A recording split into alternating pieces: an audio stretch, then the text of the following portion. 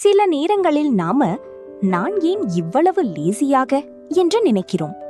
காலை எழுந்தவுடன் முழு மழையை தலையில் வைத்தது போல உணர்வு வரும். மாலையாகும்போது ஒரு குற்ற உணர்வு, இன்று எதையும் பெரியதாக செய்யவே இல்லை என்று. ஆனா உண்மையான சத்தியம் என்னவென்றால், நீங்க லேசி அல்ல, நீங்க வீட்டின் CEO தான்.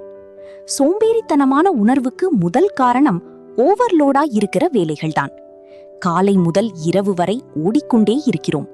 கிச்சன், குழந்தைகளின் டிமாண்ட், சுத்தம், உறவினர்களின் வருகை, அதற்கு மேலாக கேள்விகள். இன்று சாப்பாட்டுக்கு என்ன?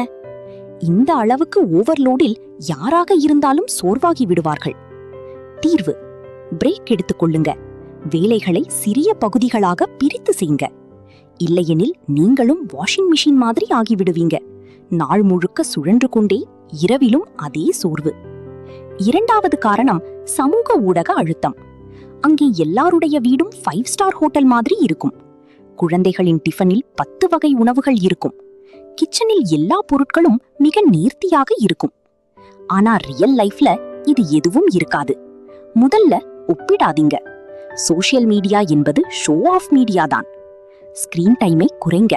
உங்களை சந்தோஷமாக்கும் கான்டென்ட்டை மட்டும் பாருங்க. மூன்றாவது காரணம் இன்விசிபிள் ஒர்க். ஹோம் மேக்கர்களின் 90% வேலை யாருக்கும் தெரியாது.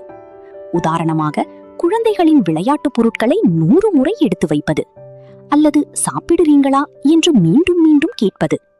இந்த வேலைகளுக்கு எந்த ரெகக்னைசேஷனும் கிடைக்காத போது நம் சக்தி இயல்பாக குறையும். தீர்வு: உங்க வேலையை நீங்களே கொண்டாடுங்க. டு டூ லிஸ்ட் போடுங்க. ஒவ்வொரு டிக் செய்யும் போது நீங்களே உங்களுக்காக கைத்தட்டுங்க. நான்காவது காரணம் செல்ஃப் கேர் குறைவு. தூக்கம் முழுமையாக இல்லை, உணவு மீதமுள்ளதை சாப்பிடுவது, எக்ஸசைஸ் இல்ல. அப்போ உடல் சோர்வடையும். நினைவில் வைங்க, காலியான பேட்டரியால் யாரையும் சார்ஜ் செய்ய முடியாது. 7 முதல் 8 மணி நேரம் தூங்குங்க. தினமும் 15 நிமிடம் நடைபயிற்சி செய்யுங்க. உங்களுக்காக நல்ல உணவை செய்து சாப்பிடுங்க. சோம்பேறித்தனம் என்று உணர்வதற்கு முன்பே உங்க எனர்ஜியை ரீசார்ஜ் செய்யலாம். ஐந்தாவது காரணம் ஓவர் திங்கிங் செய்வது. ஹோம் மேக்கர்களின் மூளை கூகுள் குரோம் மாதிரி இருக்கும். அதில் 100 டேப்ஸ் திறந்திருக்கும். அப்படியே திடீரென ஹேங் ஆகிவிடும். இந்த மென்டல் லோட் உங்க எனர்ஜியை உறிஞ்சிவிடும். தீர்வு: பிரெயின் டம்ப் ஜர்னலிங். இரவில் 5 நிமிடம் எடுத்துக்கொண்டு உங்க எல்லா எண்ணங்களையும் எழுதுங்க. மனம் லேசாகும், நல்ல தூக்கமும் வரும். ஆறாவது காரணம் தனிப்பட்ட நேரமின்மை. முழு நாள் பிறருக்காக வாழ்ந்து உங்களுக்கான நேரமே கிடைக்காது. அதுவே சலிப்பை உண்டாக்கும்.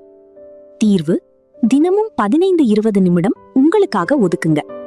செல்ஃப் ஹெல்ப் புக்ஸ் படிங்க, காஃபி குடிங்க, அல்லது உங்க ஒரு ஹாபியை திரும்ப ஸ்டார்ட் பண்ணுங்க. அந்த நேரம் முழுவதும் உங்களுக்கே. ஏழாவது காரணம் சுற்றியுள்ள நெகட்டிவிட்டி.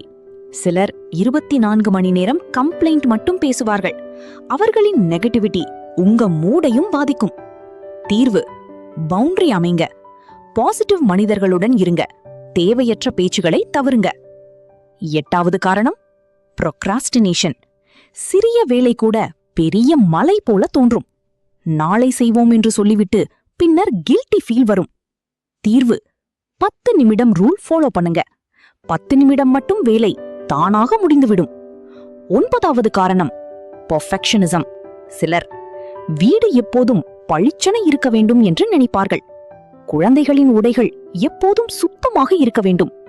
ஆனால் உண்மை, பெர்ஃபெக்ஷன் என்பது போட்டோஷாப்பில் மட்டுமே சாத்தியம். 70% ரூலை பின்பற்றுங்க. 70% வேலை முடிந்தால் அது done. Done is better than perfect.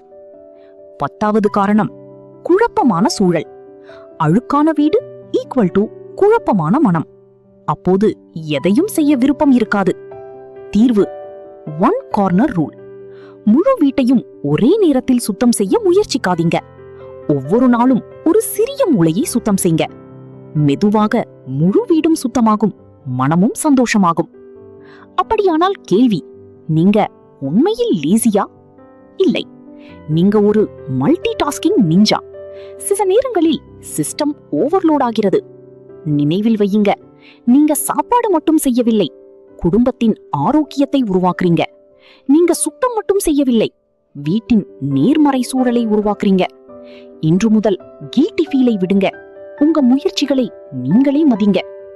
இந்த 5 தினசரி பழக்கங்களை செய்யுங்க.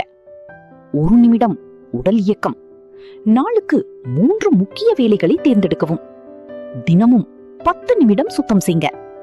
சோஷியல் மீடியா நேரத்தை குறைங்க. இரவில் 5 நிமிடம் ஜோர்னலிங் செய்யுங்க. ஒவ்வொரு காலை கண்ணாடியில் பார்த்து சொல்லுங்க, நான் லேசி இல்லை, நான் பிஸி, நான் தினமும் மேம்பட்டுக் கொண்டிருக்கிறேன் என்று. இந்த வீடியோ பிடித்திருந்தால் லைக் செய்யுங்க. மறக்காம சாய் கிருத்திக் சேனலை சப்ஸ்கிரைப் செய்யுங்க. அடுத்த வீடியோவில் சந்திக்கலாம். நன்றி.